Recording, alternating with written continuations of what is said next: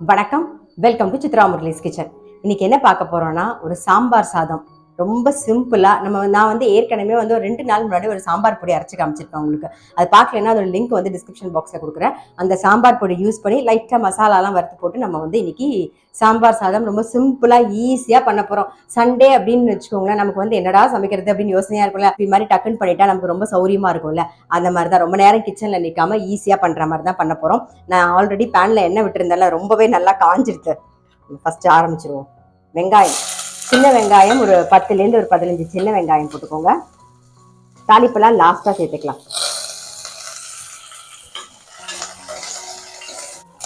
கொஞ்சம் பெருங்காய பொடி,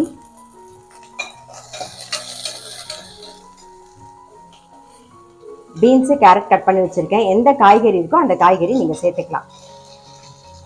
கத்திரிக்காய், அவரைக்காய் எது இருக்கோ அதை நீங்க சேர்த்துக்கலாம்.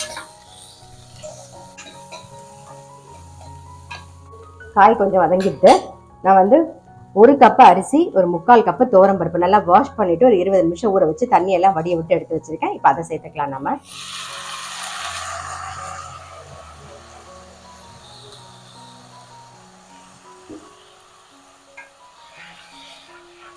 மஞ்சள் பொடி, அப்புறம் தேவையான உப்பு மிக்ஸ் பண்ணிட்டு, இப்போ நான் வந்து 1 கப்பு அரிசி, 3/4 கப்பு வந்து துவரம்பருப்பு எடுத்திருக்கேன். இதுக்கு வந்து ஒரு 6 கப்பு தண்ணி விடுறேன். அரிசி வந்து உங்களுக்கு எந்த மாதிரி, சில அரிசி வந்து ஒரு 3 கப்லயே கரெக்டாக வெந்துடும், 4 கப்பில் வெந்துடும். ஸோ அந்த அரிசி உங்களுக்கு தகுந்த மாதிரி தண்ணி மட்டும் பார்த்து நீங்கள் விட்டுக்கோங்க. ஒரு 6லேருந்து 7 கப்பு விட்டுக்கோங்க. நான் கரெக்டாக வந்து இந்த சின்ன டம்ளரில் தான் எடுத்தேன். ஸோ இதில் வந்து 6 டம்ளர் தண்ணி விடுறேன். பருப்பும் சேர்த்து தான் நான் வந்து அரிசி பருப்பு ரெண்டுத்துக்கும் தகுந்த மாதிரி ஒரு 6 கப்பு தண்ணி எடுத்திருக்கேன் நான். ஸோ நீங்கள் வந்து உங்கள் அரிசி எந்த அளவுக்கு தண்ணி பிடிக்குமோ அதுக்கு தகுந்த மாதிரி அந்த தண்ணிக்கும் பருப்பு வேகிறதுக்கு தண்ணி சேர்த்து நீங்கள் வந்து தகுந்த மாதிரி பார்த்து உங்களுக்கு எப்படி வேணுமோ அதுக்கு தகுந்த மாதிரி தண்ணி மட்டும் பார்த்து விட்டுக்கோங்க. அவ்வளோதான். ஆமாம், சாம்பார் சாதம் குழஞ்சிருந்தா தான் நல்லாயிருக்கும், வெறையா இருந்தால் நல்லா இருக்காது. அதனால கொஞ்சம் தண்ணி கூட போனாலும் ஒன்றும் பிரச்சனை இல்லை, கவலைப்பட வேண்டாம் நீங்கள். இப்போ இது சிம்மில் வச்சு, அதாவது மீடியம் ஃப்ளேமில் ஒரு 2-3 விசில் விடுவோம் நம்ம. இப்போ வந்து வறுத்துக்க வேண்டியது என்னன்னு பார்க்கலாம். நான் வந்து சாம்பார் பொடி ஒரு 3 டேபிள் ஸ்பூன் எடுத்து வச்சிருக்கேன்.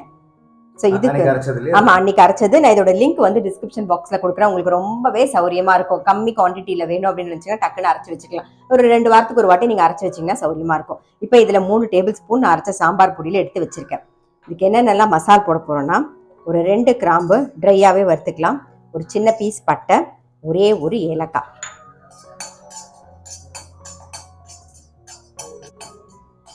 வறுபட்டுருது. இப்போ தேங்காய், நல்ல ஒரு 3 டேபிள் ஸ்பூனுக்கு தேங்காய் சேர்த்துக்கிறேன் நான். கொஞ்சம் வறுத்துக்கலாம், அதாவது அது ஈரப்பதம் போகட்டும். தேங்காயோட ஈரப்பதம் போகணும், அவ்வளோதான். இப்போ இது கூடவே வந்து சாம்பார் பொடியை சேர்த்துடலாம். சேர்த்துட்டு ஒரு மிக்ஸ் பண்ணிவிட்டு ஆஃப் பண்ணிவிடுவோம். ஆறினோடனே அரைச்சிக்கலாம், அவ்வளோதான்.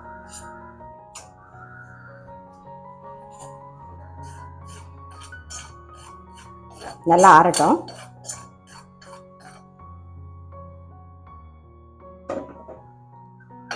இப்போ உருளைக்கிழங்கு கறி தான் பண்ண போகிறோம். கடாயில் எண்ணெய் விட்டுருக்கோம், அதுவும் நல்லா காஞ்சிடுத்து. கடுகு, உளுத்தம்பருப்பு,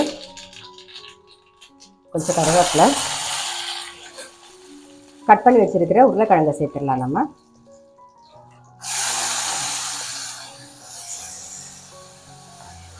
கொஞ்சம் மஞ்சள் பொடி,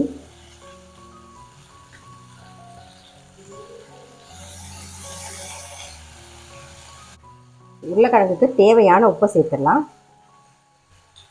நல்லா மிக்ஸ் பண்ணிவிட்டு மூடி வச்சுருவோம். உருளைக்கிழங்கு அப்படியே வெந்துடும்.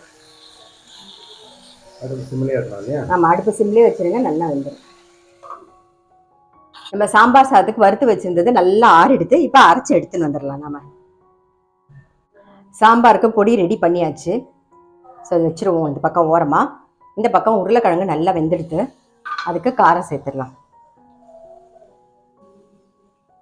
வரமிளகா பொடி சேர்க்குறேன். அது கூடவே வந்து கொஞ்சம் பெருங்காய பொடியும் சேர்த்துக்கலாம். நீங்கள் வந்து பூண்டெல்லாம் சேர்ப்பீங்க அப்படின்னா இந்த உருளைக்கிழங்கு வந்து வதக்கும் போது இந்த எண்ணெயில் தாளிக்கிறோம் இல்லையா, கடுகு உளுத்தம் பருப்பெல்லாம் தாளிக்கிறோம் பாருங்கள், அப்போ 2 பல்லு பூண்டை நசுக்கி போட்டிங்கனாலும் நல்ல வாசனையாக இருக்கும். அவ்வளோதான். இதை நல்லா அப்படியே மிக்ஸ் பண்ணிட்டு விட்டுருவோம். மீடியம் ஃப்ளேமில் வச்சு நல்லா 2-3 விசில் வந்துடுது. நான் இப்போ வந்து ஆஃப் பண்ணிடுறேன். ப்ரெஷர் அடங்கினதுக்கு அப்புறமா நம்ம பார்க்கலாம். உருளைக்கிழங்கு வந்து காரம் போட்டாச்சு இல்லையா? இப்போ வந்து அரிசி மாவு சேர்த்துக்கலாம். இது எதுக்கு அரிசி மாவு சேர்க்குறோம் அப்படின்னீங்கன்னா, உருளைக்கிழங்கு வந்து நல்லா கிறிஸ்பாக வரதுக்காக அரிசி மாவு சேர்க்குறோம். அவ்வளோதான். நல்லா மிக்ஸ் பண்ணிவிட்டு அப்படியே பரத்தி விட்டிங்கன்னு வச்சுக்கோங்க, நல்லா ரோஸ்ட் ஆகிடும். நல்லா தனித்தனியாக வரும். எல்லாம் அப்படியே பரத்தி விட்டுருங்க. சிம்லேயே வச்சிங்கன்னா நல்லா ரோஸ்ட் ஆகிடும். உருளைக்கிழங்கு வெந்துடுது. ஸோ அதையும் ரெடியாக எடுத்து வச்சாச்சு. அதே கடாயிலே எண்ணெய் விட்டுருக்கேன். நம்ம வந்து இப்போ சாம்பார் சாதத்துக்கு தாளிக்கிறதுக்கு தான் ரெடி பண்ணிக்க போகிறோம். ஏன்னா இந்த பக்கம் பாருங்கள், ப்ரெஷர்லாம் அடங்கிடுது. அதுக்கு முன்னாடி இங்கே போட்டுருவோம். கடுகு, உளுத்தம்பருப்பு, கடலைப்பருப்பு, ஒரே ஒரு வரமிளகா,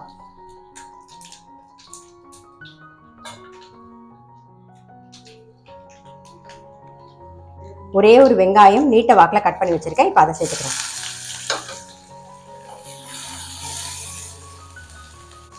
இது கூடவே முந்திரி பருப்பையும் சேர்த்துடலாம். வெங்காயம் நல்லா வதங்கட்டும். நல்லா ப்ரெஷர் அடங்கிடுது. தெரியுதா உங்களுக்கு? சாதம் நல்லா வந்திருக்கு. வெங்காயம் அடுப்பு பற்ற வச்சுட்டு இருக்கேன். சிம்மில் வச்சுருக்கேன். இப்போ வந்து ஒரு சின்ன நெல்லிக்காய் சைஸில் நான் வந்து புளி கரைச்சி வச்சுட்டு இருக்கேன். இப்போ அதை சேர்த்துக்கலாம். நம்ம புளி தண்ணி சேர்த்து ஒரு கொதி வரணும். கொஞ்சமாக வந்து வெல்லம் சேர்த்துக்கலாம். இப்போ வந்து நம்ம அரைச்சி வச்சிருக்கோம் இல்லையா சாம்பார் பொடி, அதை சேர்த்துக்கலாம். நான் அரைச்சது கரெக்டாகவே இருக்கும், அதனால நம்ம ஃபுல்லாகவே சேர்த்துருவோம்.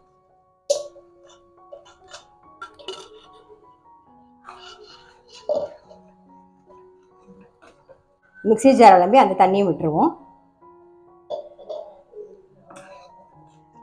இப்போ கொஞ்சம் ஒரு அரை கப்புக்கு வெந்நீர் சேர்த்துக்கிறேன். நல்லா ஒரு கொதி வரட்டும்.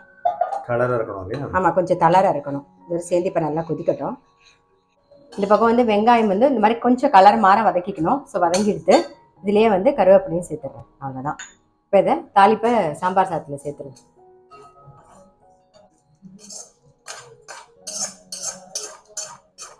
அவ்வளோதான், அந்த சாம்பார் சாதம் ரெடி.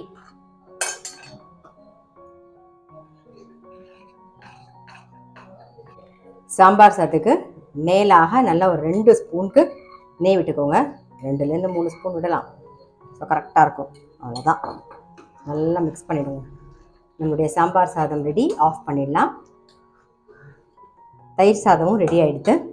அதுக்கு வந்து உருளைக்கிழங்கு கறி. அவ்வளோதான். ரொம்ப சிம்பிள் சமையல் தான். டக்குன்னு நீங்கள் வந்து ஒரு சாம்பார் சாதம் பண்ணணும்னு நினச்சிங்க அப்படின்னா, வீட்டில் சாம்பார் பொடி இருந்தது அப்படின்னா, நான் வந்து இப்போ புதுசாக உங்களுக்கு சாம்பார் பொடி கம்மி குவான்டிட்டியில் அரைச்சி காமிச்சிருக்கேன். அதே கூட நீங்கள் அரைச்சி கூட பண்ணலாம். சாம்பார் பொடி இருந்தது அப்படின்னா ஒன்றுமே இல்லை, வெறும் மசாலா மட்டும் வறுத்துட்டு தேங்காயும் வறுத்துட்டு இந்த சாம்பார் பொடியும் போட்டு டக்குன்னு ஒரு சாம்பார் சாதம் பண்ணிடலாம். ரொம்ப சிம்பிளாக முடிஞ்சிடும். நிறைய வேலை இருக்குது. வீடு க்ளீனிங்லாம் பண்ணும்போது நீங்கள் பார்த்தீங்கன்னா இது ஒரு இந்த சாம்பார் சாதம் பண்ணி வச்சுட்டிங்கன்னா டக்குன்னு க்ளீனிங் முடிச்சு ஒரு குளிச்சுட்டு வந்து நம்ம சாப்பிடலாம். டக்குன்னு முடிஞ்சிடும். நமக்கு ரொம்ப ஈஸி, சிம்பிளுங்க. ட்ரை பண்ணி பாருங்கள். நான் அடுத்த வீடியோவில் சந்திக்கிறேன்.